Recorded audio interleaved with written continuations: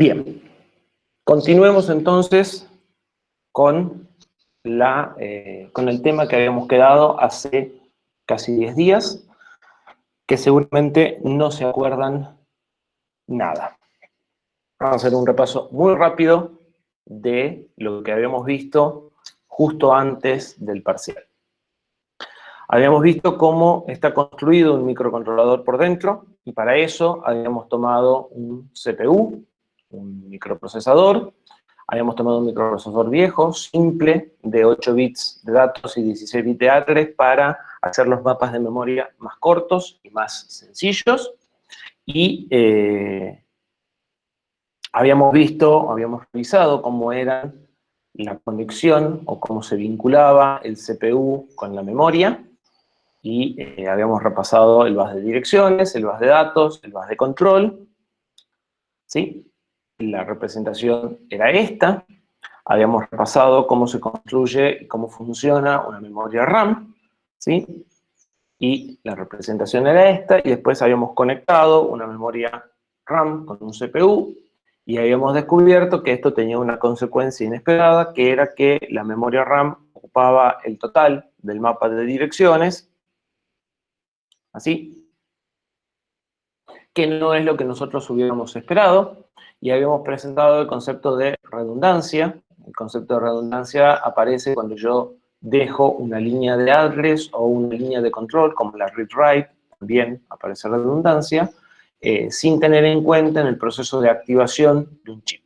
Entonces, si para las líneas si el chip se activa con una condición de indiferencia en las líneas de control, eso va a hacer que el chip se active en dos situaciones, con esa línea de control en 0 o esa línea de control en 1, y entonces íbamos a empezar a ver en el mapa de memoria, que es la representación gráfica de las conexiones que hicimos, íbamos a empezar a ver en ese mapa de memoria el mismo chip que se repetía n veces, tantas veces como las potencias de 2 de la línea de controles que hayamos dejado sin conectar. En nuestro caso, como habíamos conectado solo las líneas de address que sirven para direccionar internamente dentro del chip, el chip ocupaba el total del mapa de direcciones. Entonces, habíamos planteado la conexión de una ROM y agregar una ROM a este esquema. En realidad, primero habíamos planteado la conexión de una RAM sin redundancia. Se perdió el nick. Ahí llegó. Y lo que habíamos hecho era, al memRequest, sumarle todas las líneas de address que estaban faltando, y de esa forma el chip iba a trabajar únicamente cuando la combinación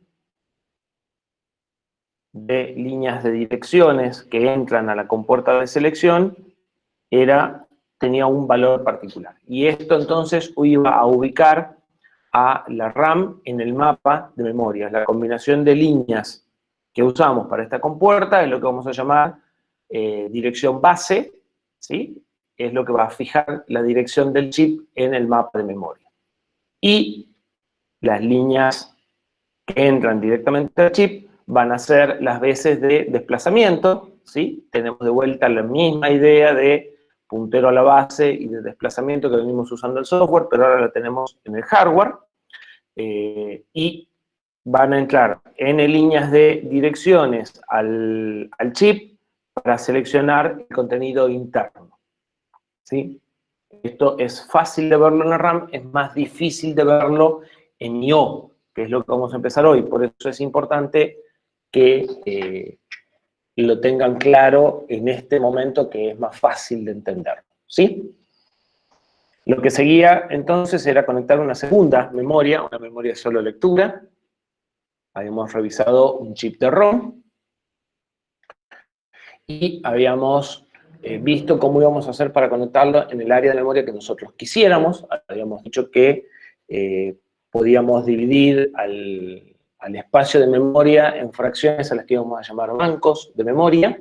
Estas fracciones son totalmente arbitrarias, y en función del tamaño del banco íbamos a encontrar una cantidad de líneas de direcciones, las de las que están formadas por los bits más significativos de las direcciones, que iban a permanecer constantes, yo acá pinté mal, ¿sí? Iban a permanecer constantes a lo largo de todo el banco. Esas líneas que permanecen constantes a lo largo de todo el banco, ya sean 0 o 1, son las que van a determinar entonces la dirección de inicio del banco. Y las líneas que cambian, en este caso, estas 3F más el bit menos significativo de esta, ¿sí? Serían 13 líneas, van a ser las que van a permitir manejar el desplazamiento dentro del banco. ¿Sí?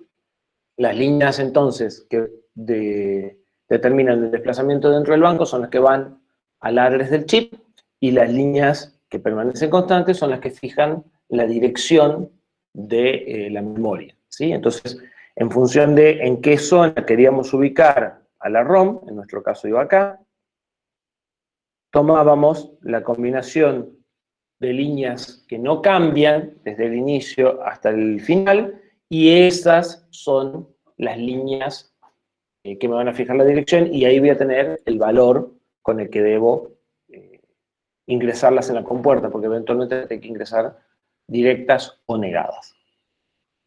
¿Sí? Esto es lo mismo que habíamos dicho, entonces este bloque va a estar caracterizado por A15, A14 y A13 en 0, o A15, A14 y A13 negado, eso dependerá también de qué tipo de compuerta usen, ¿sí? Y este va a estar caracterizado por A15, A14 y A13 en 1. Entonces, siguiendo esa idea, una posibilidad era poner una compuerta en la que entraran A15, A14 y A13 para la selección de la ROM, y A15, A14, A13 y hasta A7 para la selección de la RAM, y la otra opción era ingresar esas 3 líneas a un decoder que me va a habilitar cada una de estas líneas cuando estemos en una de las fracciones. Entonces, directamente uso esta línea para la ROM, y esta línea más algunas más, porque esto solo me está teniendo en cuenta hasta A13, entonces las que faltan ingresan sí a la compuerta. Otra opción podría haber sido hacer un esquema híbrido y no conectar esta parte, con lo cual íbamos a tener una RAM redundante dentro de un banco de 1/8 del espacio, y la ROM sin redundancia en otro octavo del espacio. ¿Sí? Bien. Otra posibilidad era ingresar memory request al decoder como habilitación, y habíamos dicho que había un tema de tiempos, por lo cual era importante no sumar demasiada lógica intermedia, porque eso influía en los tiempos de acceso de la memoria, y eventualmente podía suceder que no nos alcance el tiempo para decodificar las direcciones, esperar que se propaguen a lo largo de las compuertas, que son elementos que involucran tiempo, que suman tiempo, y que la memoria pueda acceder a su contenido, que también lleva tiempo, ¿sí? Entonces, se hacían algunas cosas para disminuir los tiempos, ¿sí? Una de esas era conectar con redundancia. Bien. Y hasta ahí llegamos con la conexión de memorias a un dispositivo. Y habíamos empezado a revisar cómo funcionan, a repasar cómo funcionan, porque esto lo deberían saber, un registro, un latch, un buffer state y un contador, que son las cosas que vamos a conectar ahora a nuestro procesador para construir un dispositivo de entrada-salida, ¿sí? Venimos hablando de dispositivos de entrada-salidas en el aire. Cuando hablamos en el primer tema mencionamos algo de los mouse, de los teclados, de las pantallas, pero sigue siendo una cosa bastante nebulosa los dispositivos de entrada-salida y cómo se interactúan. Sabemos, por algo que dijimos en algún momento, que hay algunos dispositivos que son las entradas y salidas GPIO, que nos permiten escribir en una dirección de memoria y que eso se traduzca en un terminal, pero no está del todo claro. En principio, al terminar esta clase eso ya debería quedar totalmente claro, ¿sí?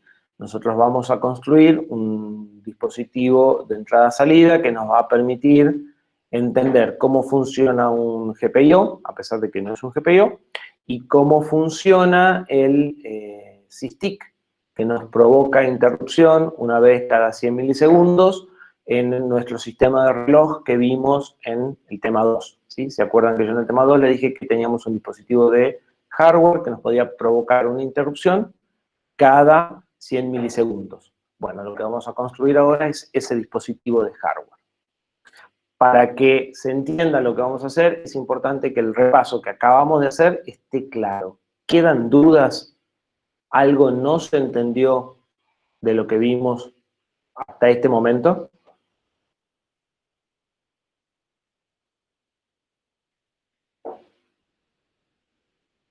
Todo claro, seguro. Bueno, vamos a asumir que está todo claro. ¿Qué dispositivos vamos a usar? Vamos a usar un registro. Los registros ya los usamos en la arquitectura de los caminos internos del procesador, ¿sí? Cuando nosotros hablamos de registro, hablamos de este comportamiento. Hablamos de que las salidas se congelan con el valor instantáneo de las entradas con un flanco de reloj. Es decir, esta señal puede cambiar y cuando llega la señal de reloj se congela y se envía a la salida en forma instantánea. Esta salida tiene un valor antes del pulso de clock y un valor después del pulso de clock, y no hay nada al medio. ¿Sí? Por eso los registros se pueden leer y escribir en el mismo ciclo T. ¿Sí? Ustedes pueden tomar esto, pasarlo por una ALU que va a generar una salida, y cuando llega la señal de reloj, esa salida de la ALU se congela en la entrada instantáneamente en un tiempo prácticamente T0, muy cercano a T0, y entonces se toma ese valor como nueva salida y se puede empezar el proceso que sigue, ¿sí? Eso es posible porque estamos usando registros y tienen este comportamiento. Por otro lado, tenemos los latch. Los latch tienen un comportamiento diferente. Los latch no tienen una señal de clock. Los latch lo que tienen es una habilitación, ¿sí? En este caso, este latch además tiene un tri-state, pero primero analicemos el latch y después analicemos el tri-state.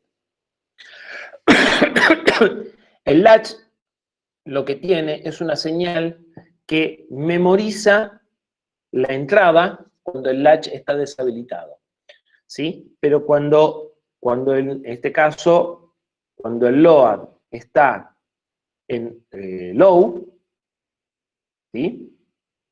QN mantiene su valor. Entonces, cuando esto está en 0, los cambios de acá no se ven reflejados acá. Hasta ahí parecería lo mismo que un registro. Pero la diferencia es que cuando esto pasa a 1, esto se vuelve transparente. Y la salida queda conectada, por decirlo así, con la entrada. Es decir, que todos los cambios que hayan acá se van a ver reflejados acá. ¿Sí? Mientras load permanezca en 1, es decir, si yo tengo una señal load así, durante todo este tiempo la salida va a copiar a la entrada, mientras que en el registro eso sucede solo en el flanco, en el T este que es muy estrecho. ¿Sí? Los registros cortan las carreras de señales, es decir, fijan un tiempo en el cual todas estas señales empiezan a propagarse juntas en forma conocida. En cambio, los latch, cuando están en transparente, no. Si esta señal llega antes que esta señal, se propaga antes también en las salidas, ¿sí? Entonces, si esta salida pasó por esta entrada pasó por 2 compuertas más que esta, las señales no van a llegar al mismo tiempo y no van a seguir de acá al mismo tiempo. En un registro las señales no van a llegar al mismo tiempo, pero sí van a arrancar al mismo tiempo a partir del flanco del reloj siguiente, ¿sí? Por eso se dice que los registros cortan las carreras de señales, porque fija una línea de tiempo desde la cual las señales empiezan un nuevo ciclo de propagación. Nosotros no vamos a trabajar con latch prácticamente, pero sí vamos a utilizar o sí vamos a necesitar la capacidad tri-state de este bus, de este latch. ¿Sí? Eventualmente, en realidad, sí, vamos a usar la capacidad tri-state.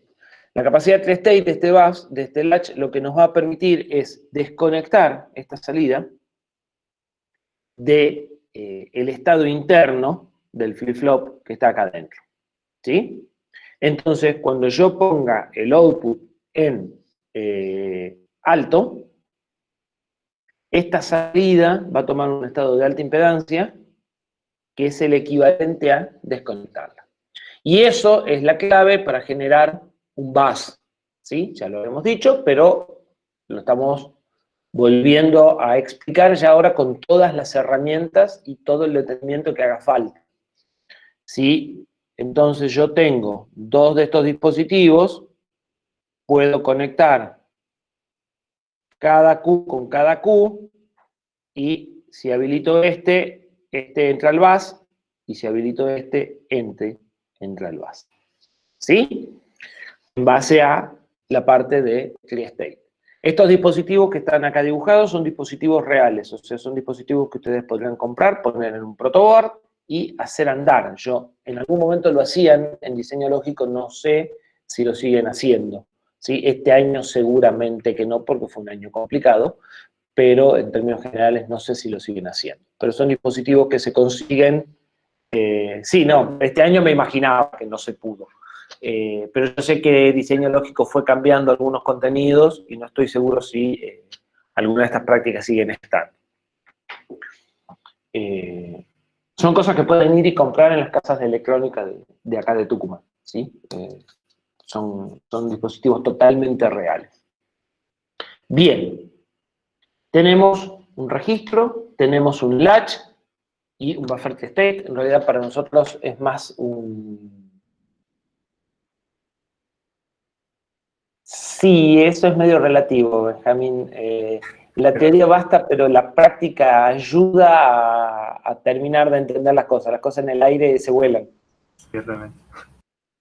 Pero bueno, fue un año complicado. Las prácticas, lamentablemente, lo más afectado con esta pandemia, más allá de la salud y un montón de otras cosas, pero digamos, desde el punto de vista educativo de nuestro ámbito, porque no, creo que sí, de nuestro ámbito, es la parte práctica. La parte práctica se ve resentida. La parte práctica de programación que ustedes la pueden hacer en la casa con sus máquinas es la que menos resentida se ve. La parte práctica que involucra placas, como en el caso de nosotros en el laboratorio, o de uso de instrumental especial, inevitablemente se ve resentida. ¿Sí? No, o sea, me refería a que en diseño lógico, yo la curso presencial, no se hace experimento. En electrónica 2 de biomédica, sí. Lamentablemente en el diseño lógico no. Estaría bueno que lo reimplementen. Sí, en algún momento hubo. Bueno, podemos hablar a ver si se lo agrega. Sería genial. Podríamos hablar con Mariela. Lo que pasa es que en realidad yo más que implementen con compuertas, preferiría que implementen con VHDL. Sí, claro, es verdad. Me resulta más interesante todavía que las compuertas. Pero bueno, en algún momento tener el contador puesto y ver que los LEDs se prenden y se apagan, les ayuda a entender, ¿sí? Aunque no se use más, pero es un paso necesario para venir a lo que sigue, ¿sí? El conocimiento que tenemos es una evolución, no nació ahí por generación espontánea. Y ustedes tienen que hacer ese camino. Abreviado, hay algunas cosas que pueden omitirlas, pero en general el camino de la evolución del conocimiento que fuimos teniendo lo tienen que repetir. No pueden entrar a la cima del conocimiento sin pasar por lo que estaba abajo, porque entonces lo que tienen es un montón de cosas atadas con alambre y no el cabal conocimiento y la cabal comprensión de lo que están haciendo. ¿Sí? Siguen recetas, pero no tienen la capacidad de crear cosas nuevas, y cuando le aparecen situaciones que están fuera de las recetas que conocen, están perdidos, ¿sí? Y no es eso, por lo menos, lo que nosotros queremos formar. Bien, un contador sí creo que se acuerdan cómo funciona, ¿sí? Un contador binario. En un contador, cada vez que tenemos una señal de clock, estas salidas que representan un número en binario van a pasar del valor 0, que serían 4 ceros, al 1, al 2, al 3. Depende del contador, podré contar para arriba y para abajo, entonces podré pasar del 3 al 2, del 2 al 1, del 1 al 0, ¿sí? O algunos solo cuentan para arriba. En este contador tengo la posibilidad de borrarlo, entonces si doy una señal acá, vuelve a 0 automáticamente. Tengo una señal de cargarlo, es decir, que puedo llevarlo al valor 3 para que empiece a contar desde un valor predefinido. Tengo la posibilidad de, tengo una señal de carry out que me dice que pasé del máximo al mínimo, o sea, el contador este cuenta 0, 1, 2, no me hagan escribir todo, E, F y vuelve a 0. Cuando se produce esta transición, hay una salida de carry out, ¿sí? Que sirve para indicarle al contador vecino que tiene que contar uno más, ¿sí? La señal de carry, que creo que es la que tienen clara, la que es más difícil de entender es la de overflow, ¿sí? Igual que en la suma. Es la señal, de hecho, es la señal de carry de la suma, ¿sí? Pero en binario. Bien. ¿Dudas de este contador? Este contador puede ser, y este contador puede contar, no me acuerdo si para arriba o para abajo, para ambos lados. Las entradas de la izquierda. Las entradas de la izquierda son 2 enable, ¿sí? O sea, tiene 2 habilitaciones. Es como si tuvieran una compuerta. Una de las habilitaciones se suele usar con el carry para conectar los contadores en un modo de cuenta asincrónico. Hay 2 formas de, cuando ustedes tienen que conectar varios contadores en cascada, hay 2 formas de conectarlo. Que ustedes deberían de acordarse mejor que yo. Una de las formas es una conexión sincrónica y otra de las formas es una conexión asincrónica. En la conexión sincrónica, la señal de reloj es una sola y el carry out se conecta a un enable, ¿sí? Y lo que se hace es una cadena así. El diagrama sería, el carry out va a un enable, el clock entra a todos por igual, y el segundo enable les permite conectarlos y generar un enable general, ¿sí? Entonces, un enable es para hacer el enable de todo el conjunto y el otro enable es para enganchar la señal de carry con la señal de enable del que sigue. La otra posibilidad de esa es una conexión sincrónica, porque la señal de reloj llega a todos por igual.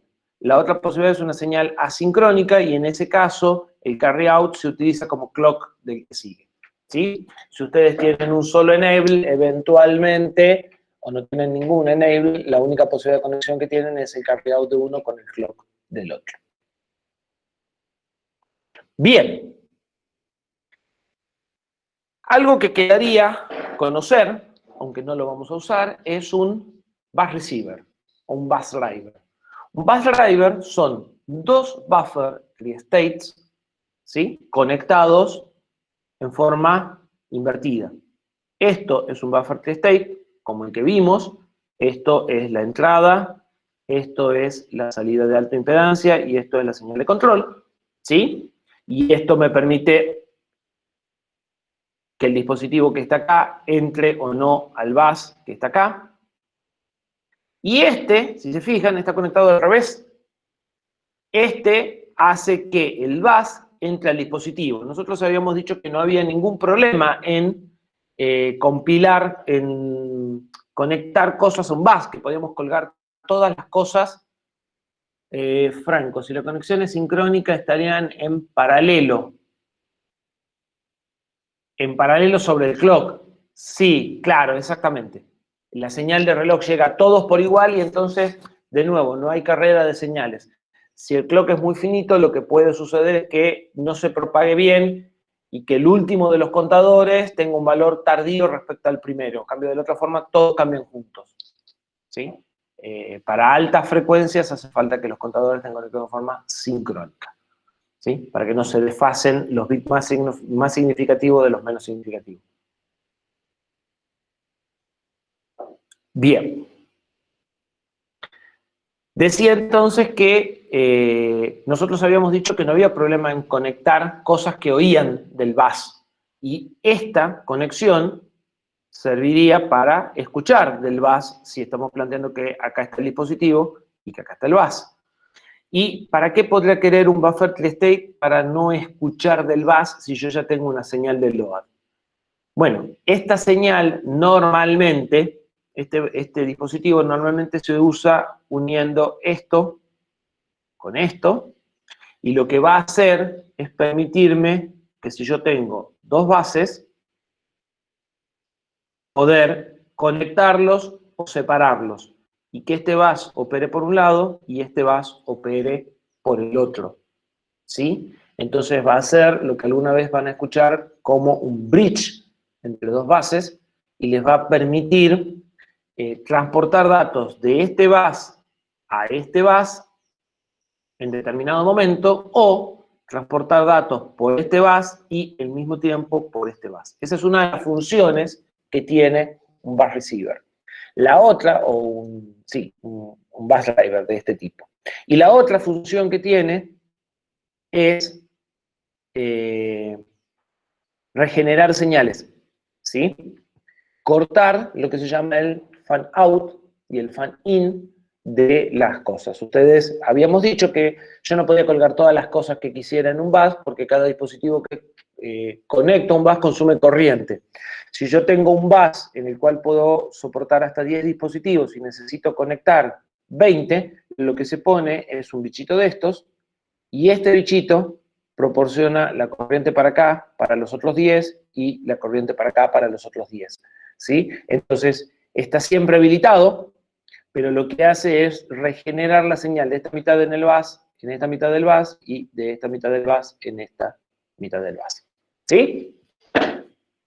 Este bichito también introduce retardos, ¿no? La señal de acá a acá tiene un tiempo para pasar, no es instantánea. Bien. Esto entonces les daría la posibilidad de generar arquitecturas más complejas. Se usa mucho. Nosotros no lo vamos a usar tanto, ¿sí? Pero en la realidad sí se usa. Bien, ¿cómo hacemos para conectar, cómo hacemos para conectar un registro a un bus? Y acá es algo fundamental que ustedes se acuerden de este gráfico. Esperen que lo encuentre. No lo voy a encontrar ahora. De este gráfico. Y vamos a volver un par de veces. ¿Sí? Es muy importante que tengan presente que los datos que ustedes quieren escribir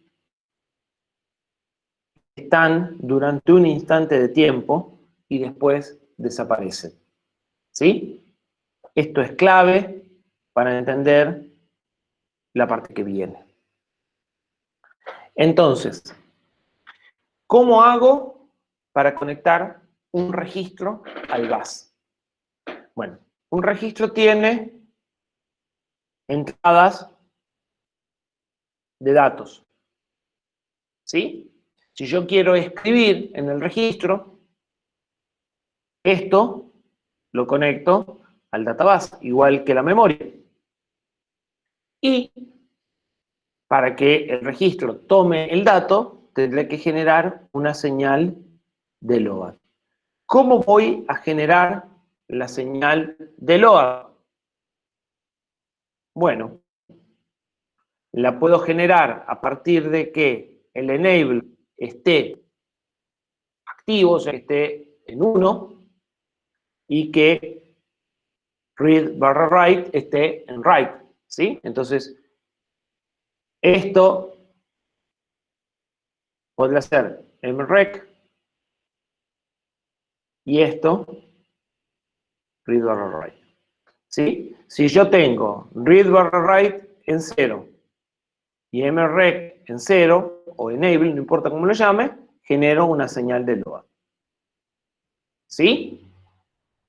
¿Cómo lo leo? Bueno, estas salidas tienen siempre un valor definido. Pongo un buffer state. Y al buffer state, la señal de output va a ser la que me permita que estas salidas se lean acá. ¿Sí? ¿Cuándo va a suceder eso? Bueno, eso va a suceder cuando tenga la señal de enable 0 y el read en 1. Y entonces, lo que tenemos acá construido es una memoria de 1 byte. ¿Sí? ¿Lo ven? Que esto es exactamente lo mismo que una memoria de 1 byte. Como tiene 1 byte, no tiene ninguna línea de address. ¿Qué sucede si yo quisiera construir un registro de 16 bits? Y aquí vamos a apelar al Jamboard para empezar esta parte.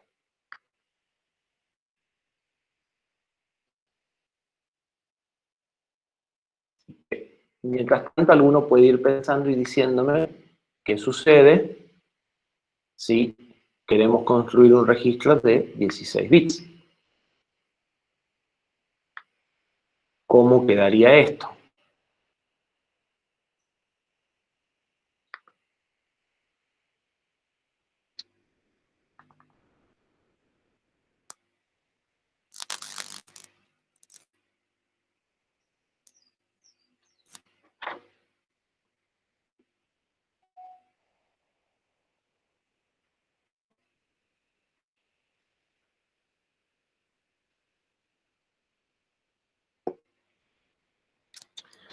En principio partimos de algo así. ¿Están de acuerdo?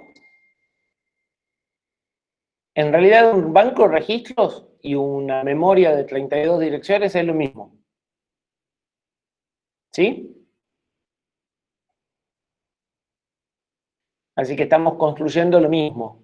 Un banco de registros o una memoria. La construcción es la misma. ¿Sí? ¿Cómo conectamos estos dispositivos para generar un dispositivo que sea un banco de registros, un banco de 2 registros, por ejemplo? ¿Qué entradas y qué salidas debería tener?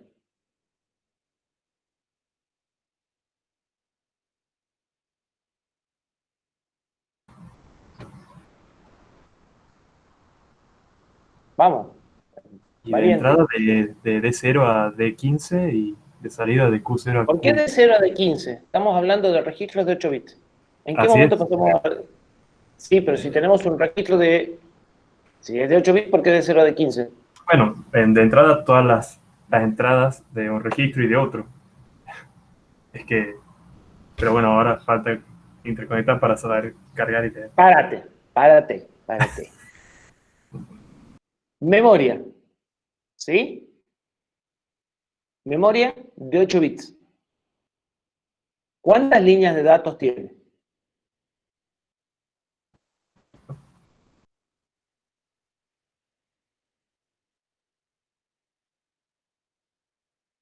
¿Cuántas líneas? 8. Porque ahora, si yo lo que quiero generar con esto es una memoria de 2 direcciones de 8 bits, ¿por qué voy a tener 16 líneas de datos? ¿Por qué voy a tener desde 0 a D16? Voy a tener desde 0 a D8. Porque son 2 direcciones de 8 bits. ¿Sí? ¿Hasta ahí estamos de acuerdo? Ya vamos, Santiago Atilio, van más rápido. Esperen. Sí, pero cuando yo tengo un registro de 16 bits y lo quiero meter en un procesador de 8, inevitablemente va a ocupar 2 direcciones. Va a suceder al revés que cuando tengo direcciones de 8 en un micro de 32. ¿Sí? Yo estoy tratando de meter algo más grande, no me queda más remedio que ponerlo en dos partes. Entonces, voy a tener 8 entradas que van a ser de D0 a D7. Si no, no lo podría conectar en el bus del micro. No pierdan de vista que lo que queremos hacer es conectar esto al micro de antes, al micro ese en el que venimos poniendo RAM, ROM. Ahora le queremos agregar esto. ¿Sí? ¿Me siguen? ¿Hasta aquí me siguen? Sí, y ahora faltaría direccionar. Perfecto. ¿Qué señal de dirección necesito? Un, ¿Cuántas un- líneas de direcciones necesito? uno, una. Una sola, necesito una A0. Voy a hacer así.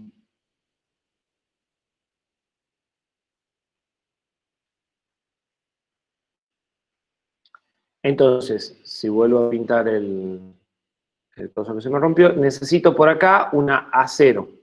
Porque como tengo dos direcciones, con una línea de address me alcanza. ¿Sí? Creo que hasta ahí me siguen. ¿Y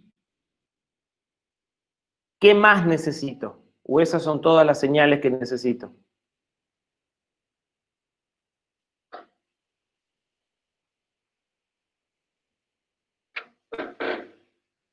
Necesito dos líneas más.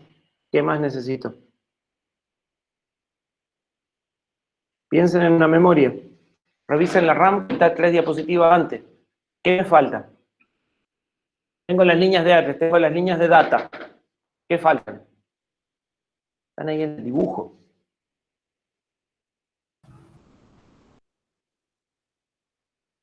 Read write. Ahí está. Read write. Read. Se me mueve. Read barra write. ¿Y qué más? Y enable. ¿Sí? Y con eso tenemos lo mismo que tendríamos con una RAM. Bien. Eso es nuestra vista de caja negra desde afuera.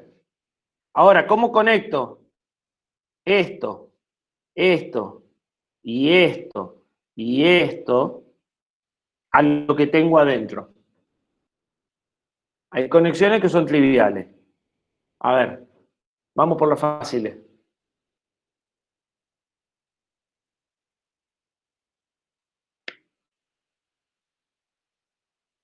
Parece que no eran tan fáciles. El data con un De decodificador. 0 a D7 con de 0 a D7. O sea, esta va acá A ver. y va acá. ¿Sí? Y esta, que por ahí la voy a hacer de otro color, porque si no se pierden.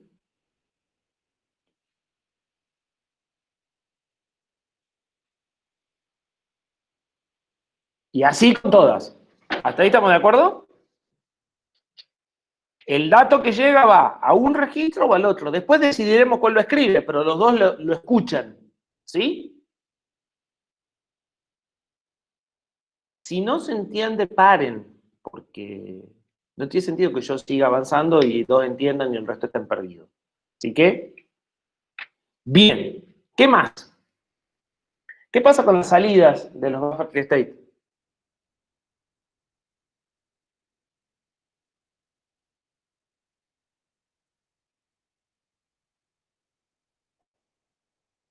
Lo mismo, exactamente.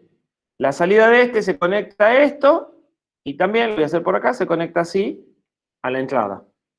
Y con la roja, la misma historia. La salida de este se conecta a este y además se conecta con la entrada. ¿Sí? Bien. ¿Qué pasa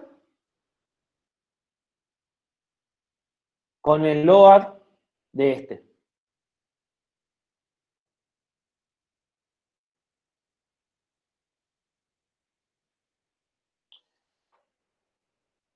En realidad, lo que se hace es poner, a ver, el read barra write, este va acá y va ahí. O sea, el read barra write va con el read barra write.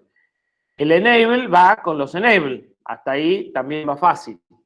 Y la línea A, para que lo vean por ahí mejor, la línea A0 también va a entrar acá, y acá, y acá, y acá. En este dispositivo va a entrar directa. Y en este va a entrar negada. ¿Sí? Entonces, cuando la línea A0 vale 0, se activa este conjunto. Y cuando la línea A0 vale 1, se activa este conjunto. Si ustedes tienen más de una línea A, pueden hacer eso, o pueden poner un decoder. ¿Sí? De nuevo, la misma historia, y poner una salida a este y la otra salida a este. ¿Sí? Las salidas conectadas. ¿Qué salidas? ¿Estas? Así ¿Esas? es. No pierdas de vista que eso es free state, eso está desconectado. El dispositivo tiene la capacidad de desconectarse. Por eso puedes hacer eso. ¿Sí? Porque este bicho normalmente es como si no estuviese a nivel eléctrico. Bueno, hay veces que demora 2 años en llegar el dibujo. ¿Sí? Sí, Rosalba.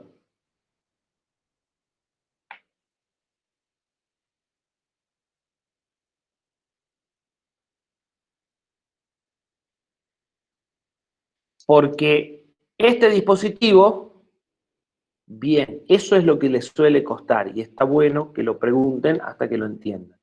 Este dispositivo tiene estas famosas flechas bidireccionales.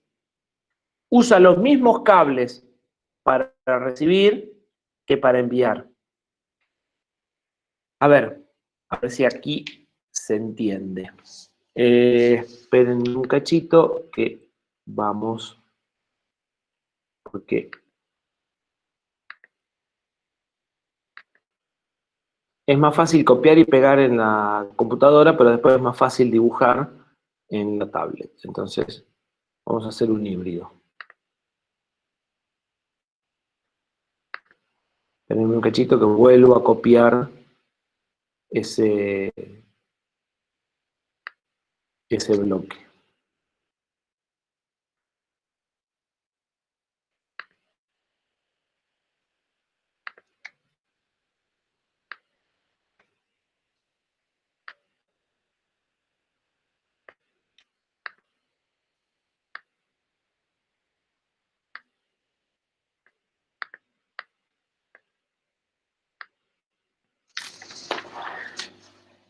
Olvidémonos de las compuertas por un momento. Pensemos que esto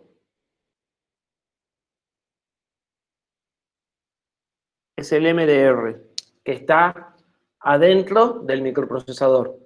Y este es nuestro dispositivo de I/O. ¿Sí? Yo necesito poder mandar un dato de acá a acá y traer un dato al revés. ¿Qué es lo que voy a hacer?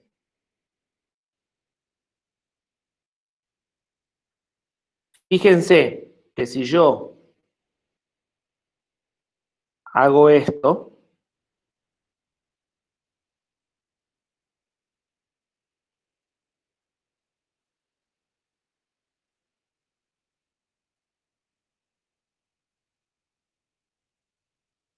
¿sí?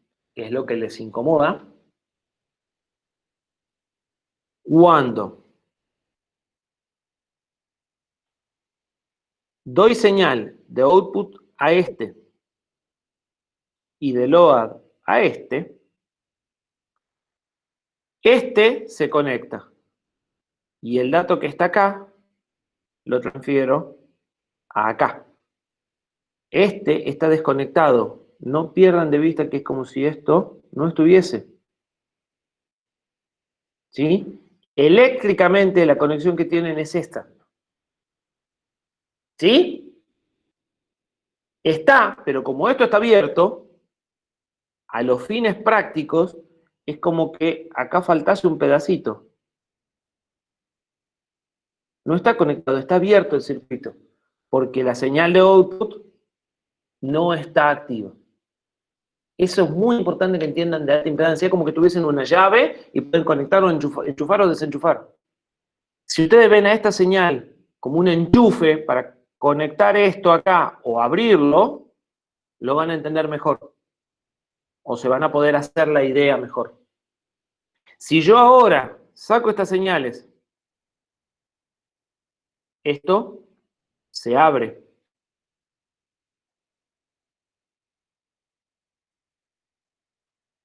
Y ahora doy señal a el output de este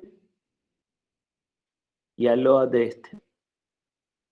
Al hacer eso, este se conecta, el dato que está acá, ahora viaja por acá, y este lo toma. Y ahora hicieron una lectura, antes habían hecho una escritura. Mientras no estén en un proceso de lectura o escritura, esto está desconectado. Está conectado a entradas, que son de alta impedancia, por definición, y a salidas, que son de alta impedancia. El alta impedancia es como decir que esto está totalmente aislado, o sea, es un cable que no tiene conexión en ninguna punta a los fines prácticos. ¿Sí?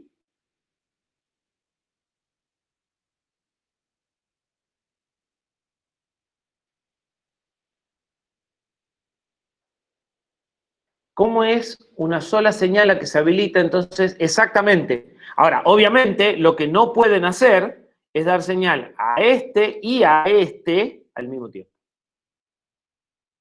No, no hay cortocircuito por retardo porque vos estás de tri-state.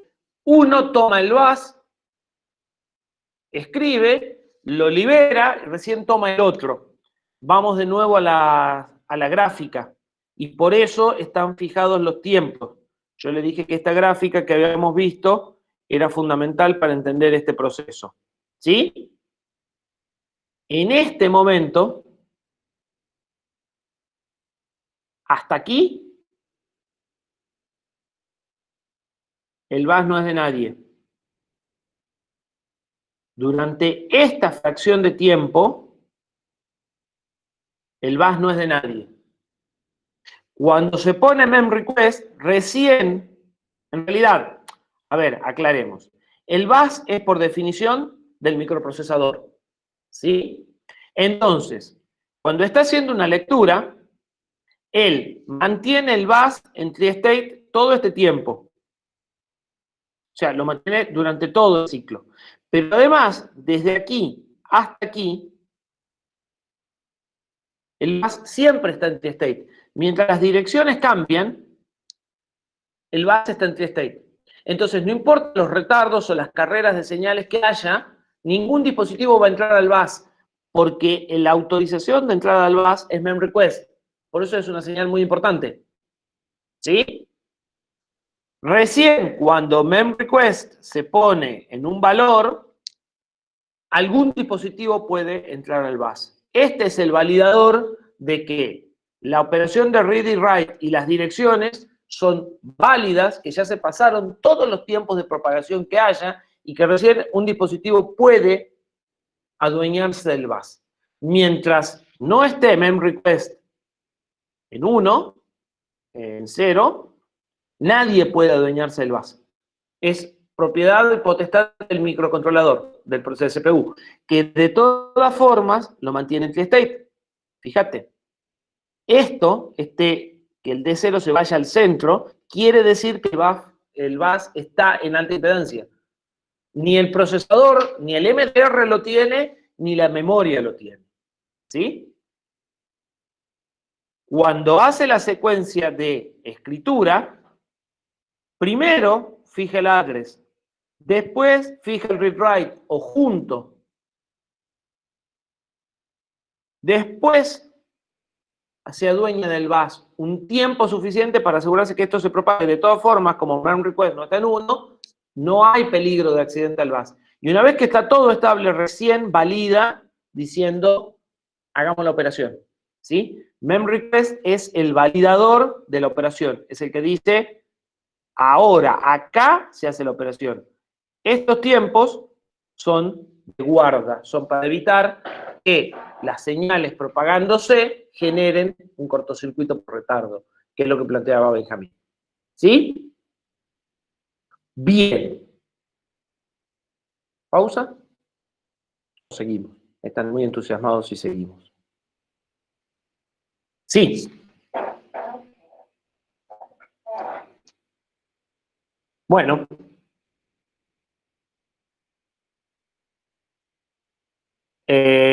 Bien. Yo lo único que quiero que quede claro es que sean conscientes de las consecuencias de no dar clase la semana que viene. No dar clase la semana que viene quiere decir que la semana que sigue hay que recuperar el tiempo perdido. Yo puedo, sin tener que recuperar, mover el práctico. O sea, lo que yo les puedo ofrecer, a ver, para que lo piensen durante la...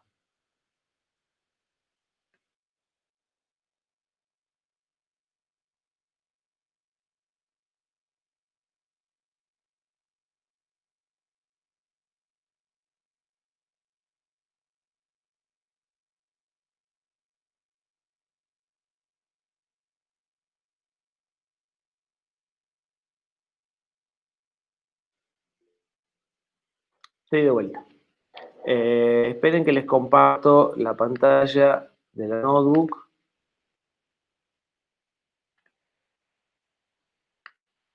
Y les muestro el cronograma para que quede claro en qué se meten. Sí, sé que rinden el parcial viernes y sábado, por eso es el tema de acomodar las cosas para que realmente no terminen no aprobando las cosas porque no tienen tiempo de hacer todo lo que tienen que hacer. ¿Sí? Pero las ofertas son dos. Una oferta es más suave y la otra oferta es más drástica. Nosotros estamos aquí. Entiendo que están todos viendo el cronograma. ¿Sí?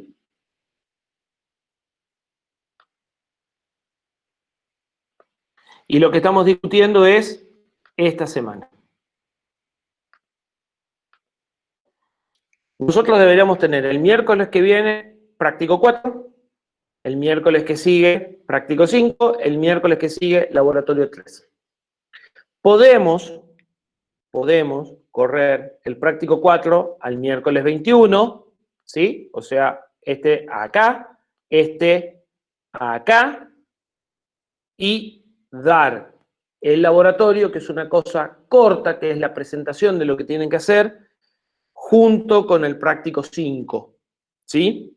Porque en realidad el laboratorio es como, en el caso de los laboratorios anteriores, nosotros les vamos a contar qué tienen que hacer, y le vamos a presentar código. Es algo que se puede hacer en una forma más o menos corta, ¿sí? Así que eso es viable, sin mayores consecuencias, ¿sí? Podemos hacer esos movimientos sin tener que recuperar casi nada.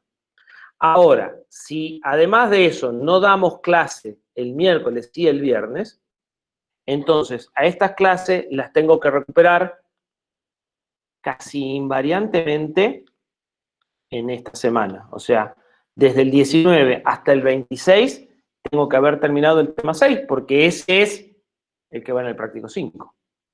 ¿Sí? Eso quiere decir que vamos a tener que agregar a la larga 4 horas más de clase en 8 días. ¿Sí? Más el práctico 4.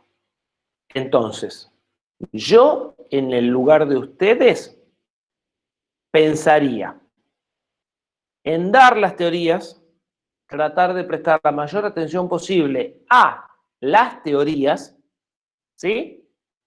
Y nada más. Entonces, invertir 2 horas en no perder las teorías y no avanzar demasiado en el práctico, ¿sí? O hacer algo del práctico 4. Si dejan demasiado para después, se les amontona todo. Pasar el práctico no hay mayor problema. Por mi parte, no habría problema en dar el lunes 12. Bueno, o mover una sola teoría, moverla del viernes 16 al lunes 19. Vale, ¿sí? Yo no tengo problema. A mí, a ver, yo si ustedes quieren puedo darle teoría el lunes 12, aunque sea feriado. Si prefieren moverla del viernes al lunes, o podemos mover una de las dos teorías, la del miércoles o la del viernes. Estimo que les conviene más mover la del viernes a la semana que sigue y en lugar de perder las dos teorías, perder solo una y hacer una solución de compromiso. ¿Sí? Por mi parte no hay inconvenientes en hacer cualquiera de esos movimientos con las teorías. Ustedes tienen que decidir qué es lo que prefieren. Cuanto más dejen pendiente, más van a tener que hacer después todo junto. ¿Sí? Entonces, Profe, ¿sí? me parece mejor lo que dijo ahí al último, o sea, tener clases de teoría el lunes y el miércoles, porque al rendir, digamos, viernes y sábado, la verdad es que, aunque Van a queramos, estar con la cabeza en otra cosa. sí, va a ser muy difícil, entonces creo que eso sería lo mejor, aunque sea feriado, digamos, para no atrasarse. Perfecto. Entonces movemos la teoría del 16 al 12 y si corremos el práctico del 14 o lo dejamos. Y mejor correrlo, digamos, porque ya 3 cosas la misma semana ya sería mucho. 2 parciales y el práctico, mejor Bueno, correrlo. sí, yo creo que les conviene correr el práctico 5, pero no, mejor correrlo, mejor correrlo. El práctico 5 es mucho más importante que el práctico 4. Así que prefiero que hagan más o menos el práctico 4. Sí, son feriados en cuarentena, no van a hacer ninguno nada. O sea, yo sí tenía algo para hacer en la casa, pero no hay ningún problema. Bueno, entonces hacemos eso. Si están todos de acuerdo, el lunes 12, de 8 a 10, damos la práctica que sería la del 16. El miércoles 14 damos solo la teoría de 8 a 10 y nos volvemos a encontrar el lunes 19. No tienen que recuperar nada porque son las horas que estaban previstas, solo quedan reacomodadas. ¿Sí? Perfecto. Bueno, 9 y 5. 9 y 10. Vamos a hacer 5 minutos nada más de recreo, porque sí o sí quiero terminar este tema hoy, porque este tema debería haber estado terminado hace una clase. Venimos a una clase atrasado. ¿Sí? Así que 5 minutos nada más de recreo y seguimos.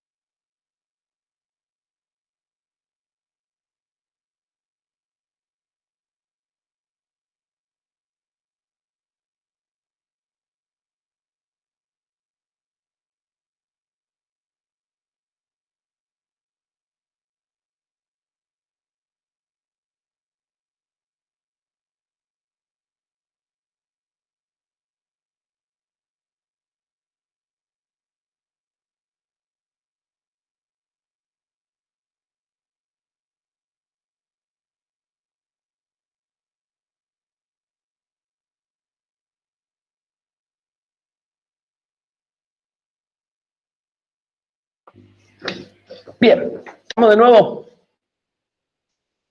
¿Están o los perdí?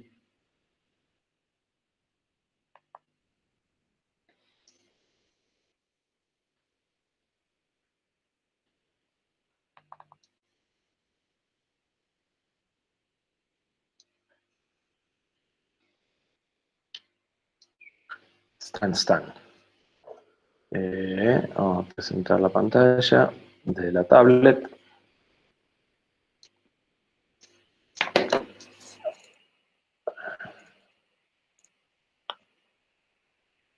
Vamos a dejar de compartir la pantalla de la PC.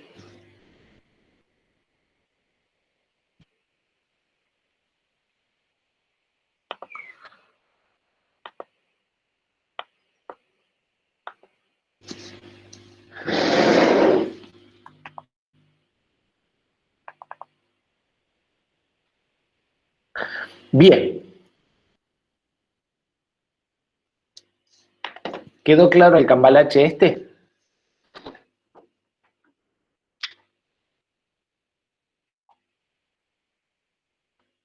¿Alguna duda de cómo conectamos los dos registros de 8 bits a un buffer, a un bus? Bien. Ahora, hablamos... ¿Se puede deshacer? Sí, vamos a dejarlo ahí. Y vamos a hacer un rayón más que le hace una mancha más al tigre. Hablamos de los dispositivos GPIO, ¿sí? ¿Se acuerdan? Dispositivos donde si yo escribo un contenido en una dirección de memoria, eso se traduce en un 1 o en un 0, en una patita física del microcontrolador. Bien, si yo conecto acá una patita física del microcontrolador, acá otra patita física del microcontrolador, y así sucesivamente, cuando yo escriba en este registro un valor, ese registro lo voy a ver reflejado en estas patitas. Y como este registro va a mantener el valor que yo escribí a lo largo del tiempo hasta que haga una nueva escritura, si yo escribo un 1 en la dirección de memoria en la cual este registro se activa, voy a ver un 1 acá. Y ese 1 va a permanecer hasta que le escriba un 0 en esa dirección de memoria. ¿Sí? Y tienen un dispositivo GPIO de salida. ¿Sí? ¿Hasta ahí me siguieron?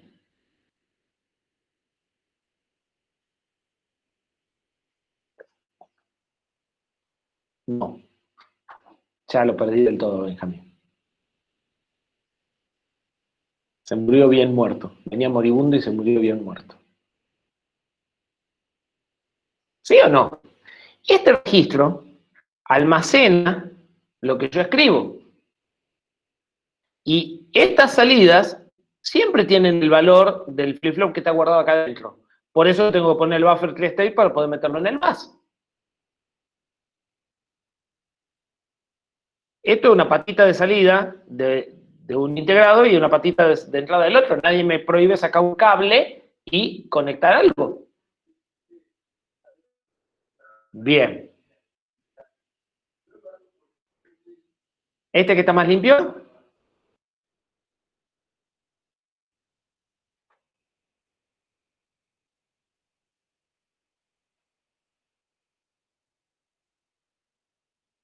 Tengo un dispositivo de estos. ¿Sí? Si yo escribo en este registro, escribo un valor, 1, 0, 0, 0, 0, 1, 1, estas salidas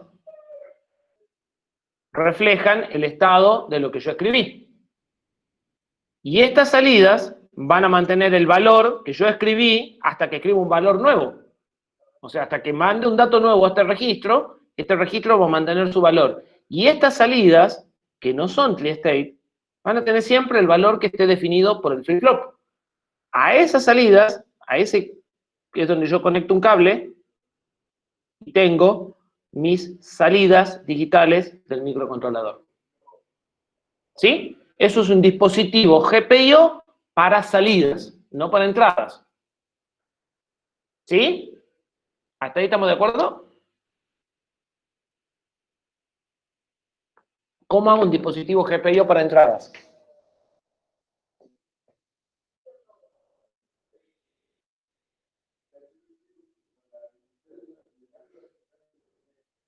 A ver, ¿qué quiere decir lo mismo pero en el MDR?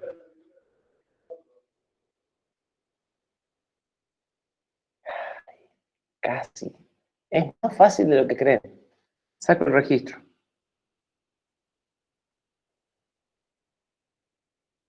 Ahora, el buffer TreeState me va a dar entrada a una señal externa y esa señal va a poder entrar al bus cuando yo haga una lectura.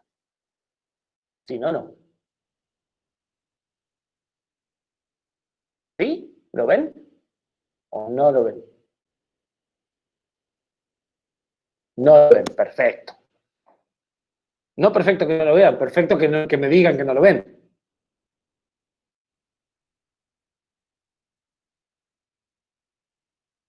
Yo ahora tengo una señal de entrada. Tengo una señal digital que viene de un circuito externo. Y necesito leerla. Fíjense que el buffer TreeState es el que me permite leer esta señal digital, ¿sí? Pasa y entra al bus. El que me permite leer la señal es el buffer TreeState. ¿Qué me permite leer? La señal que yo guardé en el registro. Si yo saco el registro y en lugar de la salida del registro conecto la señal digital que quiero leer, cuando hago el read, lo que voy a leer es la señal digital. No puedo dejar las dos cosas porque tengo un cortocircuito. ¿Sí? Esta señal es un valor 0 o 1 constantes. Y el buffer lo que va a hacer es que cuando yo haga un read en una cierta dirección, esa señal entre al bus y la pueda leer en ese instante. ¿Sí?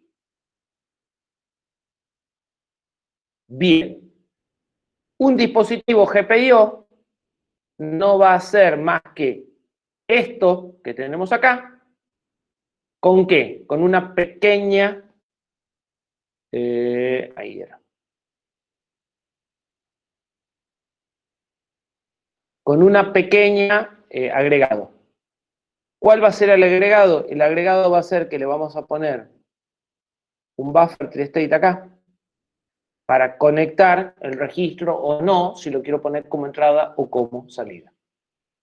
Si yo lo quiero poner como salida, a este buffer TreeState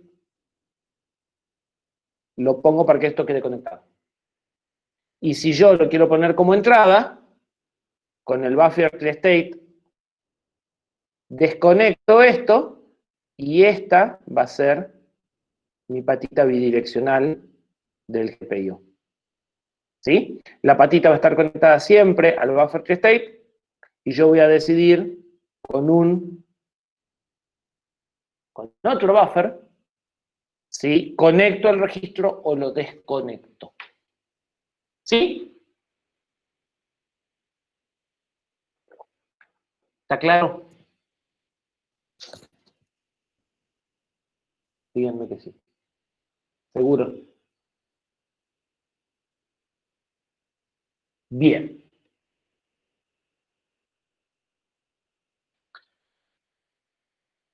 Sigamos entonces.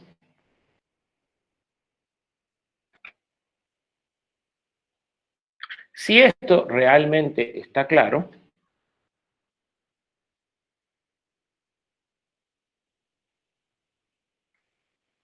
ahora conectemos un contador. ¿Sí? ¿Y qué vamos a hacer? Vamos a construir un contador que puede ser manipulado por software. Vamos a construir un un contador por hardware, va a ser un dispositivo de entrada-salida, el cual ustedes van a poder manejar por software. Entonces, ¿qué es lo que queremos hacer con el módulo que vamos a construir? Bueno, le queremos cargar un valor inicial al contador. Yo quiero decirle al contador, empieza a contar desde el 7, o desde el 6, o desde el 5. Queremos que pueda contar con dos fuentes de reloj distintas. El propio oscilador que tiene el microprocesador, ¿sí? Si saben, si se acuerdan, dijimos que el microprocesador es una máquina de estado finito. Todas las máquinas de estado finito tienen una señal de reloj, ¿sí? Saben que el procesador trabaja a tantos megahertz o a tantos gigahertz, que es la señal de reloj que entra para que el control, que es la máquina de estado finito, vaya avanzando en el tiempo. Entonces, ¿queremos contar con esa misma señal de reloj o queremos contar con una señal de reloj externa? Por ejemplo, para contar gente que pasa, para contar eventos que ocurren fuera del microcontrolador, ¿sí? Si usamos la señal de reloj interna, vamos a contar tiempo a la larga, ¿sí? Y estaremos trabajando como en el reloj que usamos en el capítulo del reloj con alarma, ¿sí? Y si contamos cosas externas, podremos estar contando tiempo, podremos estar contando eventos. Depende cuándo se active la señal de clock, ¿sí? Depende a que esté conectada esa señal de clock. Queremos inhabilitar la cuenta, queremos decirle por un momento, no cuentes, o sí contar, queremos controlar nosotros cuando cuenta y cuando no cuenta. Queremos leer el valor de la cuenta actual. Queremos ponerla a 0, además de ponerle un valor inicial. Y queremos que cuando haya un overflow, o sea, cuando el contador llegue a su máximo, nos setee una bandera que nosotros podamos leer para saber que eso ya ocurrió, que ya llegó al máximo, o que nos pida una interrupción, ¿sí? Nosotros explicamos brevemente lo que eran las interrupciones. Vamos a volver a ver interrupciones, el tema que sigue es interrupciones en todo detalle, pero habíamos dicho que el mecanismo de interrupciones es una línea eléctrica que entra al procesador que sirve para pedirle que deje de hacer lo que está haciendo y atienda un flujo alternativo de programa, ¿sí? Entonces nosotros lo que tenemos que hacer es generar una señal eléctrica de interrupción. Esa señal es la que va a entrar al procesador y cuando el procesador nos atienda la interrupción, nos va a dar un ACK, nos va a decir, listo, ya vi tu pedido, te estoy atendiendo, y entonces cuando ocurre eso, la línea de interrupción tiene que volver a su estado normal. Una forma rápida de ver esto es como ustedes levantando la mano y cuando yo los veo y les digo, ah, sí, bueno, a ver, pregunta, entonces bajan la mano. Mientras yo todavía no les di el acknowledge, el reconocimiento de la interrupción, ustedes siguen levantando la mano, si no, la interrupción se pierde. Esa interrupción yo quiero habilitarla o deshabilitarla a voluntad, o sea, yo quiero decidir si quiero trabajar con interrupciones o no quiero trabajar con interrupciones, ¿sí? Entonces, tengo que poder configurar al dispositivo para decirle, está bien, vos tenés capacidad de pedir interrupciones, pero a mí no me interesa que pidas interrupciones en este contexto o en este momento. ¿Se entiende lo que queremos obtener? ¿Sí? Todo esto lo tenemos que poder hacer por programa. O sea, por programa quiere decir que yo voy a tener direcciones de memoria en las que escribo valores unos o ceros y voy a habilitar o inhabilitar la cuenta, voy a habilitar la puesta a cero, voy a habilitar el clock interno o el externo, ¿sí? La interfaz entre el software y los dispositivos de entrada-salida son direcciones de memoria, igual que lo que acabamos de ver con los GPIO. ¿Sí? Hasta aquí se entiende. Bien. Bien. El CPU tiene una entrada de interrupción, que es a donde vamos a conectar esa salida que vamos a generar nosotros. Para conectar el contador necesitamos una interfase buffers, ¿sí? Igual que para conectar los registros, ¿sí? Y déjenme revisar una cosita, sí. Y entonces, empecemos a construir, no, sigamos en este y agregamos una nueva, que es la que ustedes tienen compartida. Ustedes tienen compartido esto, así que teóricamente deberían de poder abrirlo al Jamboard y verlo. Bien, nosotros necesitamos contar, déjenme que revise los requerimientos, pero creo que tenemos que contar 16 bits, si mal no recuerdo.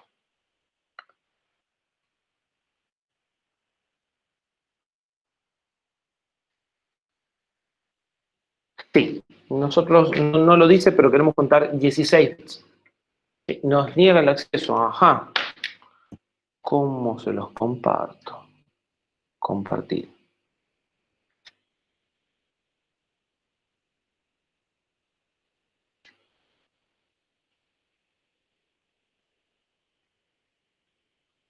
Ahí debería de darles permiso, creo. Igual, para verlo mejor que con la retransmisión, creo, nada más. Sí, por eso, qué sé yo. Nosotros tenemos que hacer un contador de 16 bits. Los contadores que tenemos, si se acuerdan, son contadores de 8 bits. Y yo acá voy a empezar con el copy and paste.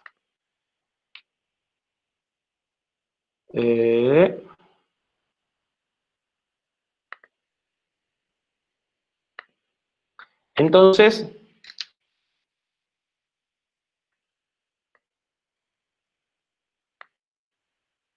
tenemos 1, 2, 3 y 4 contadores de 4 bits para llegar a un contador de 16 bits. ¿Hasta aquí estamos de acuerdo? Eso es el núcleo básico de lo que necesitamos. ¿Sí? Bien. Necesitamos poder escribir en estos contadores desde el bus de datos. Entonces,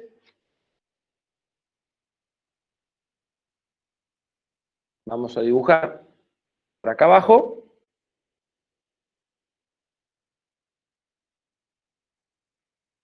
El bus de datos.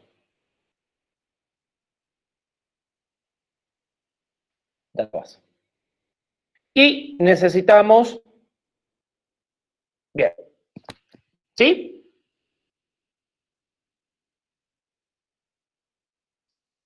Empecemos a conectar y a construir. ¿Qué cosas pueden conectar inmediatamente? ¿Qué cosas deberían de darse cuenta ya cómo se conecta? A ver. Las entradas, perfecto. ¿Cuáles entradas? A a D. Creo que son las fáciles, ¿verdad?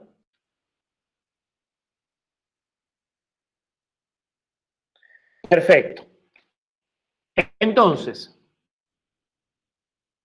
esto se haría así. Esto será de 0, de 3, de 4 y de 7.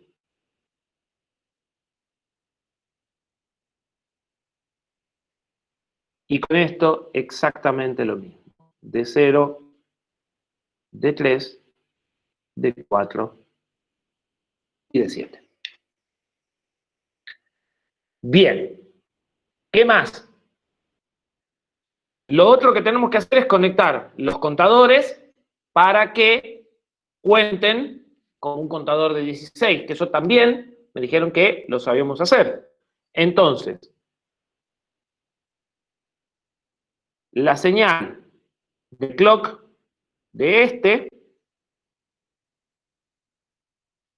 irá conectada a la señal de clock de este y a la señal de clock de este y a la señal de clock de este. El carry out de este irá conectado al enable de este, el carry out de este al enable de este, el carry out de este al enable de este. ¿Sí? Y Vamos a pintarlo también en verde porque después se me acaban los colores. El enable este irá conectado a un 1 y además esto entonces será CLK de todo el conjunto y además voy a necesitar una señal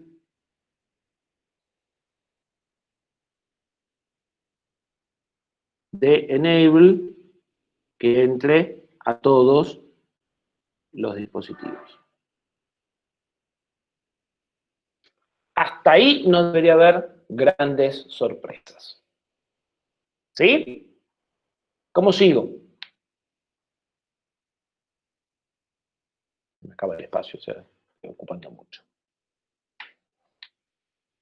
Con eso, ¿qué puedo hacer? Puedo contar,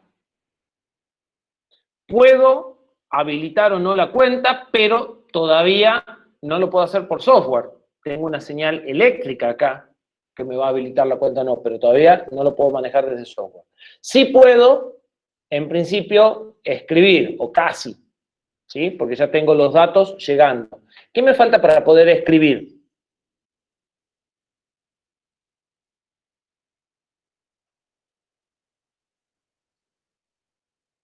¿Qué tengo que hacer para poder escribir en los registros?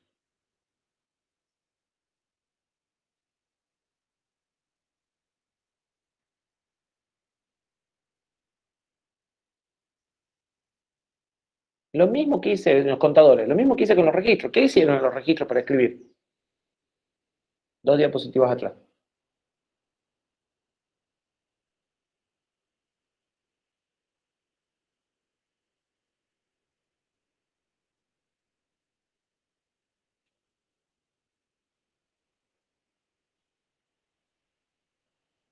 A ver. Los perdí irremediablemente. O se cortó y estoy hablando solo, no sé.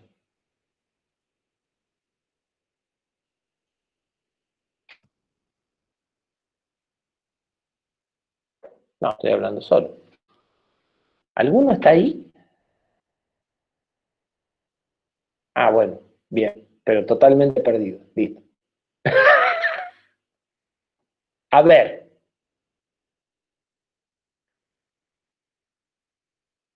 Estamos, pero no sabemos. Bueno, a ver, refresquemos un poco. ¿Cómo hacíamos para escribir en los registros? Ahí. ¿Qué hicimos ahí para escribir en el registro?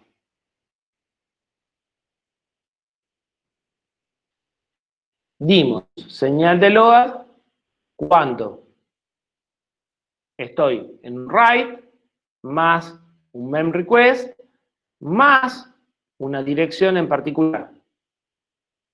¿Sí? O sea, acá metemos desde A0 hasta A15, algunas negadas, otras no, y le asignamos una dirección. Cuando se cumple una dirección más el read más el mem request, damos señal de load. ¿Qué vamos a hacer en este? Exactamente lo mismo. Vamos a poner una compuerta acá, que no importa en este momento si es una OR o una AND, que va a dar señal de load a este y a este al mismo tiempo, porque cada uno maneja la mitad. ¿Qué va a entrar acá?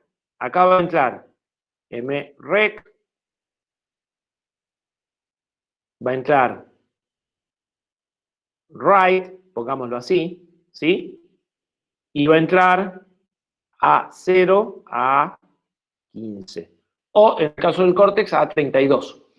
¿Sí? Entonces, cuando se dé una dirección en particular más el write más el mem request, esta compuerta va a dar señal de load. No me importa si son negadas o no son negadas, si están en 0, están en 1. Nos quedemos con el concepto. ¿Sí? ¿Qué hago con el load de este? A ver si ahora lo entendimos.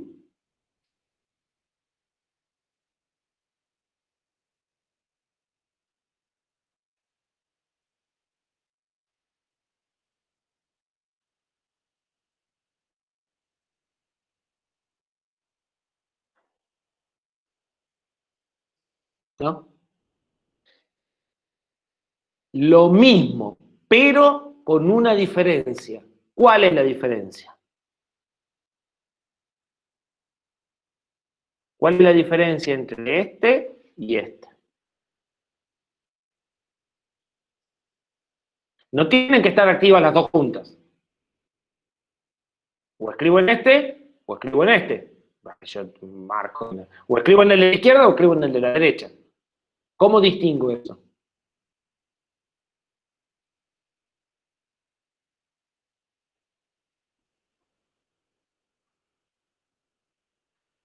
No. MemRequest es la que dice, ahora alguien tiene que escribir porque estoy en un ciclo de base. No sé quién. MemRequest es un validador. Es, ahora alguien tiene que escribir. El que tenga que escribir, este es el momento. Eso significa MemRequest. ¿Sí? Read-write significa, el que esté activo ahora tiene que leer, o el que está activo ahora tiene que escribir. Y el address me dice quién es el que está activo. ¿Cuál es la diferencia entre la compuerta de la derecha y la compuerta de la izquierda?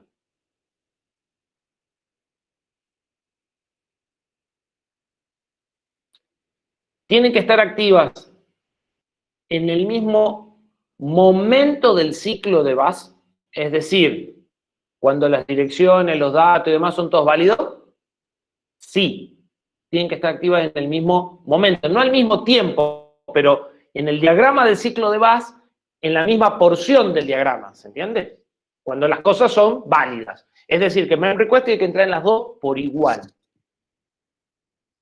¿Tiene que estar activa en la parte de lectura o en la escritura? En la escritura, estoy escribiendo en los dos. Write tiene que estar igual. Entonces, ¿quién va a estar distinto? Y, en particular, ¿quién de las direcciones va a estar distinto?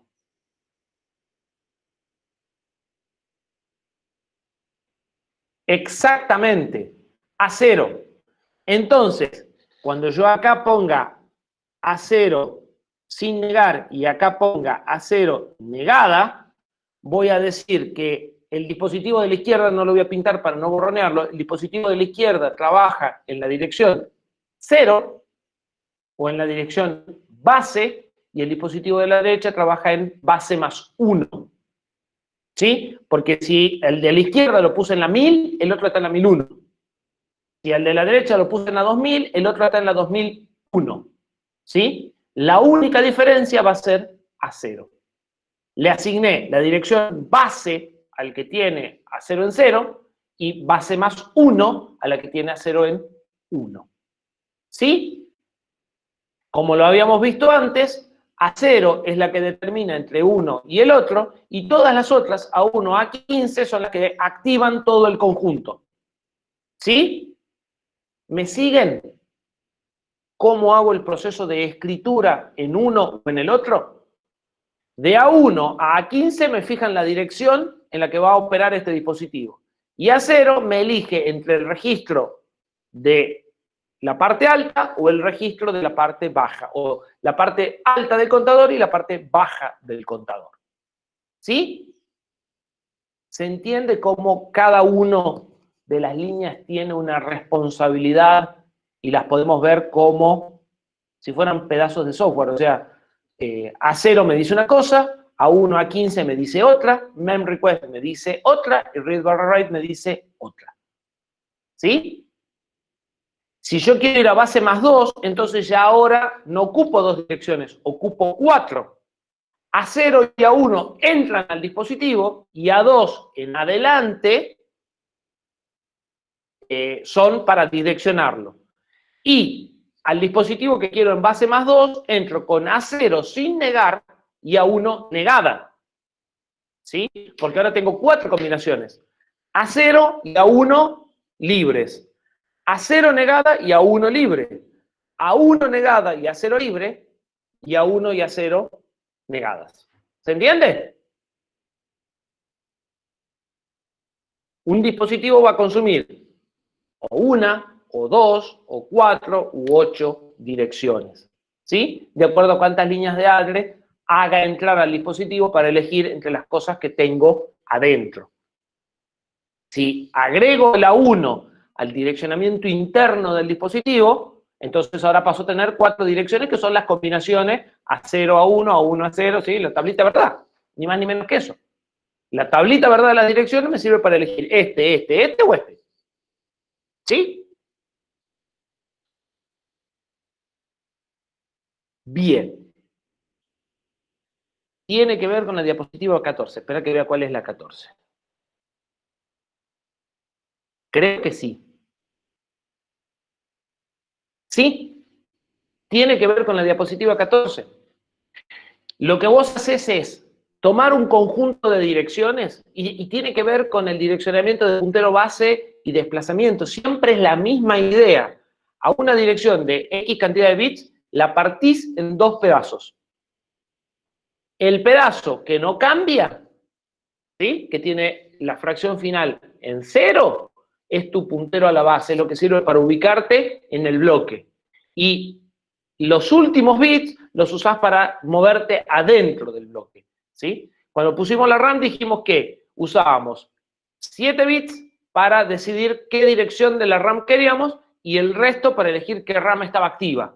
Ahora estamos haciendo lo mismo, solo que en lugar de 7 bits nos alcanza con 1 bit, porque tenemos solo 2 direcciones. El contador, la parte alta del contador y la parte baja del contador. Si necesitáramos un dispositivo más complejo, como va a suceder con este dentro de un rato, o el lunes, porque ya no vamos a terminar, vamos a tener que poner 4 direcciones. Entonces va a entrar en jugar no solo a 0, sino a 1. ¿Sí? Pero la forma de manejarla es la misma que la de la RAM, es la misma que la de los bancos de registro, ¿sí? Yo uso X cantidad de direcciones para decirle vos, vos, vos o vos. Y después, todas las otras direcciones la uso para decir el dispositivo A o el dispositivo B. Para hacer lo mismo, decir vos, vos o vos, pero a grandes rasgos, ¿sí? En bloques grandes. ¿Se entiende? ¿Dónde corto? Depende de las necesidades. En la RAM corto con pocas líneas para direccionar al dispositivo y muchas líneas para elegir adentro del dispositivo, porque son dispositivos masivos, son dispositivos que tienen muchas direcciones internas, porque son almacenamiento. En los dispositivos de entrada-salida normalmente se invierte. Necesito muy poquitas líneas para el dispositivo, como en este caso 2 líneas, y necesito muchas líneas para identificar al dispositivo. Son dispositivos que consumen poquitas direcciones, ¿sí? Entonces, como consumen poquitas direcciones, uso muchas líneas para el direccionamiento del dispositivo, para decir el dispositivo A o el dispositivo B, y poquitas líneas para elegir qué registro dentro del dispositivo. ¿Sí?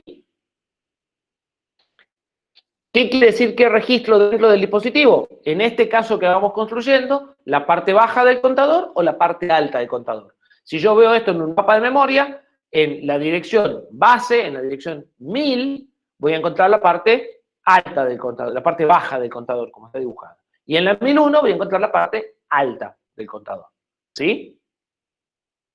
En una memoria, todas las direcciones son iguales. La otra diferencia grande que hay entre las memorias y los dispositivos de entrada-salida es que en la memoria la dirección 1000 o la dirección 1001 o la 1002 es lo mismo.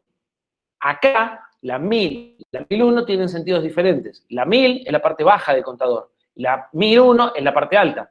Cuando el contador haga un movimiento, ¿sí?, estas direcciones de memoria van a cambiar espontáneamente, o sea, solas van a cambiar su valor, a diferencia de la memoria que no cambia, y cuando yo vaya a leerlo, lo que lea en la 1000 no va a ser lo mismo que lo que lea en la 1001. ¿Sí? Entonces, esa es la característica. Eléctricamente y constructivamente son los mismos bloques. Son registros, o en este caso, contadores, ¿sí?, los cuales yo escribo o leo desde el bus. La diferencia es que en el caso de los dispositivos de entrada-salida, cada dirección tiene un comportamiento diferente y una utilidad diferente, y en el caso de las memorias, todas las direcciones son iguales, me da lo mismo escribir la 1000 con la 1002. Acá no, acá la 1000 es una cosa y la 1002 es una cosa totalmente distinta, que es una cosa totalmente diferente, ¿sí? Se van a manejar de la misma manera, vamos a tener un mapa de memoria, solo que cuando hablemos del mapa de memoria de un dispositivo, el mapa de memoria va a estar dirección por dirección. Mientras que cuando hablemos de una memoria, el mapa de memoria va a ser un bloque, desde acá hasta acá hay memoria, ¿sí? Pero el esquema, la idea gráfica, esto lo setea el fabricante, que podrían ser ustedes si agarran estas compuertas, las conectan, y las meten a un microcontrolador, ¿sí? Hace 20 años, ustedes estaban obligados a hacer esto. No existían los microcontroladores. Entonces, ustedes compraban las compuertas, ustedes las conectaban al bus del procesador. Hoy, ustedes también lo pueden hacer. Normalmente a nivel VHDL, por eso les decía que eran, no, las épocas, eran épocas oscuras, pero cuidado. Hoy esto también lo pueden hacer y se hace. Se hace cuando ustedes construyen un chip con VHDL, donde ustedes toman un procesador y le construyen dispositivos de entrada-salida a su medida, ¿sí? Y los conectan a un bus y mandan a fabricar chips. Hay empresas que fabrican chip a medida por cantidades bastante bajas, 10.000 unidades. ¿Sí? 10.000 unidades no es una cantidad muy alta. Y ustedes pueden integrar los dispositivos de entrada-salida que ustedes quieran. ¿Sí? Hacen exactamente esto mismo, pero en VHDL. Y el fabricante hace estas conexiones a partir de VHDL. ¿Sí? Y el boom del día de hoy de la electrónica y de la microelectrónica pasa por justamente este trabajo, ¿sí? Las cosas que hace Apple en sus procesadores es integrar este tipo de dispositivos especiales dentro de los microcontroladores. Así pueden integrar procesadores específicos para reproducir audio y demás, o redes neuronales como los últimos, ¿sí? Y es la tendencia de la industria, ¿sí? Entonces, no compran el chip y lo conectan. Usan un bloque de VHDL y lo conectan siguiendo exactamente las mismas reglas, ¿sí?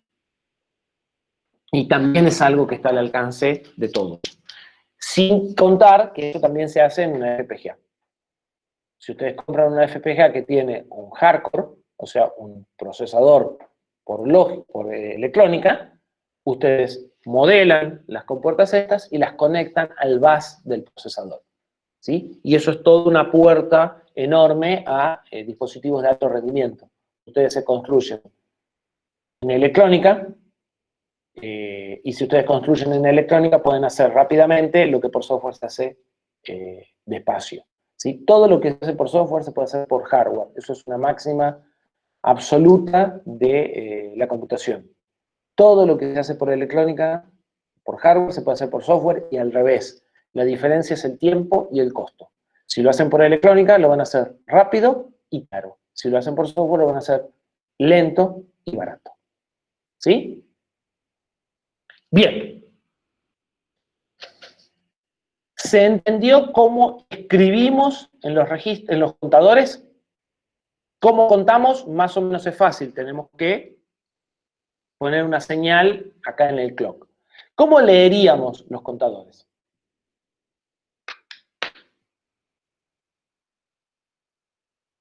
¿Qué hago para leer los contadores? A ver si...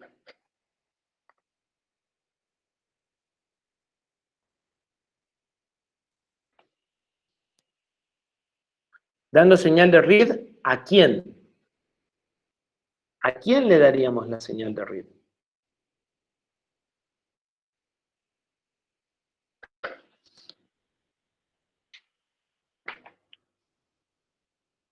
No, se nos está escapando algo fundamental. Estas salidas son tri-state.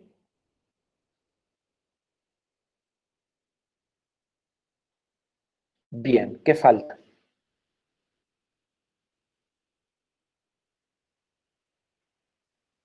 El buffer. Bien. Vamos a ver si podemos pegar el buffer. A ver si podemos pegar el buffer y que se entienda. Esto se puede recortar o borrar o algo por el estilo.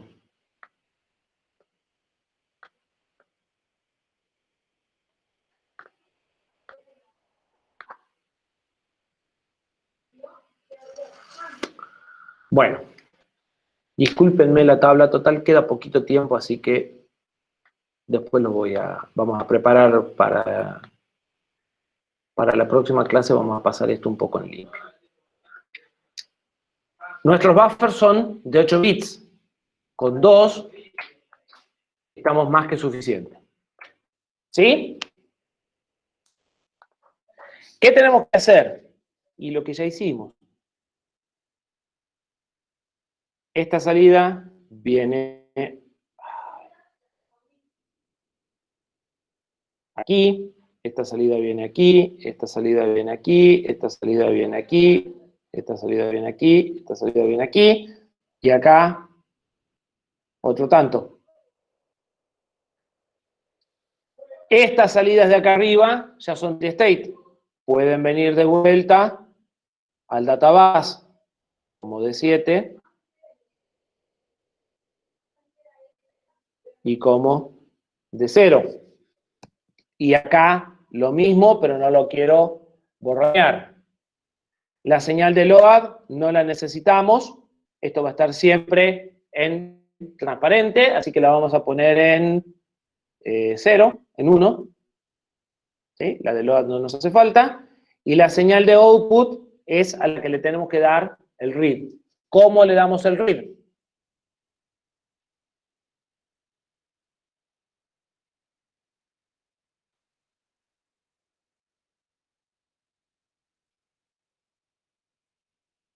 ¿Cómo damos el read?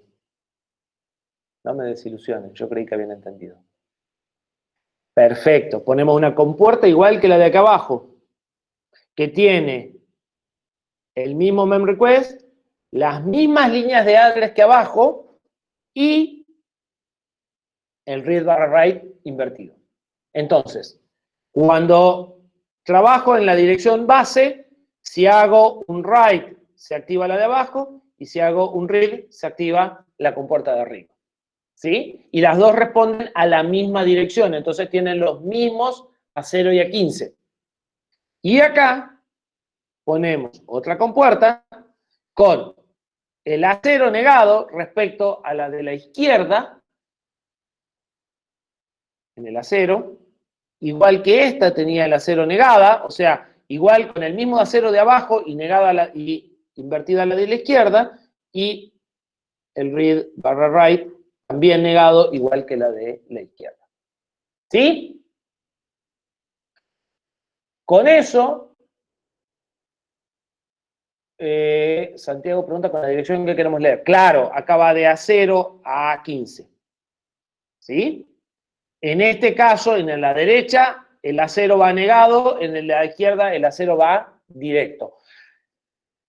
Cada una de las de lectura son iguales que las que están abajo, o sea, esta compuerta, la de acá arriba, tiene las mismas señales que abajo, excepto el read/write. Se niega la señal de read/write respecto a la de abajo. Y respecto a la de la izquierda, tiene la misma señal de read/write y la que se niega es a 0. ¿Sí?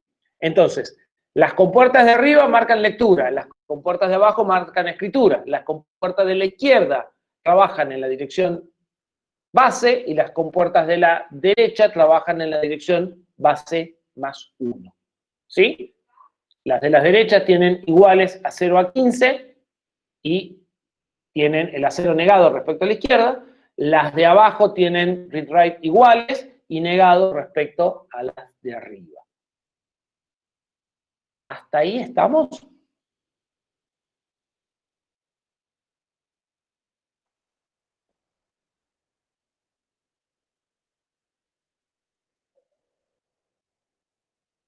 Creo que sí. Perfecto. ¿Qué nos falta? Con esto podemos leer el valor del contador y escribirle un valor arbitrario del contador. ¿Sí? No vamos a avanzar, así que lo que vamos a hacer es repasar qué hicimos y qué nos falta. Queremos cargar un valor inicial en el contador, ya lo podemos hacer. Escribimos en la dirección base, en la dirección base más 1 y escribimos un valor en el contador. Queremos leer el valor de la cuenta, también lo hicimos. ¿Sí? Pero todavía no podemos hacer nada de lo otro. No podemos habilitar la cuenta o inhabilitarla No podemos elegir cómo vamos a contar, si con un clock interno o con el externo. No podemos ponerlo a 0, sí podemos escribirle el valor 0, pero no lo podemos poner a 0, ¿sí? No podemos manipular la línea clear de los contadores, que es lo que queremos hacer. No podemos pedir interrupciones y no manejamos la señal de overflow, ¿sí? Piensen, obviamente lo vamos a desarrollar el lunes, pero piensen que lo que vamos a hacer va a ser poner un dispositivo de GPIO para generar esas señales eléctricas, para volver el contador a 0 o no, para leer la señal de overflow o no, para habilitar la cuenta o no, ¿sí? Y con eso vamos a generar las señales de unos y ceros que nos están haciendo falta en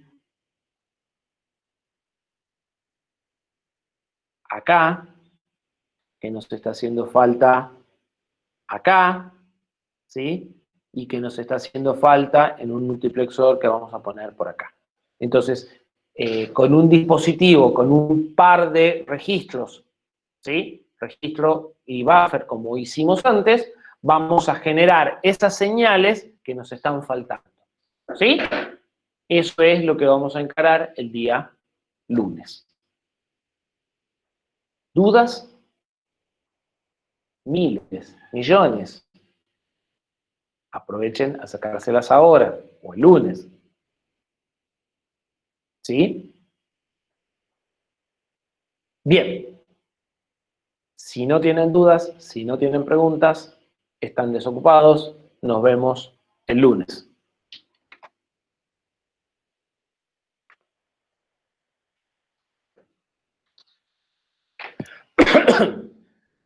Hasta luego, chicos. Buen fin de semana.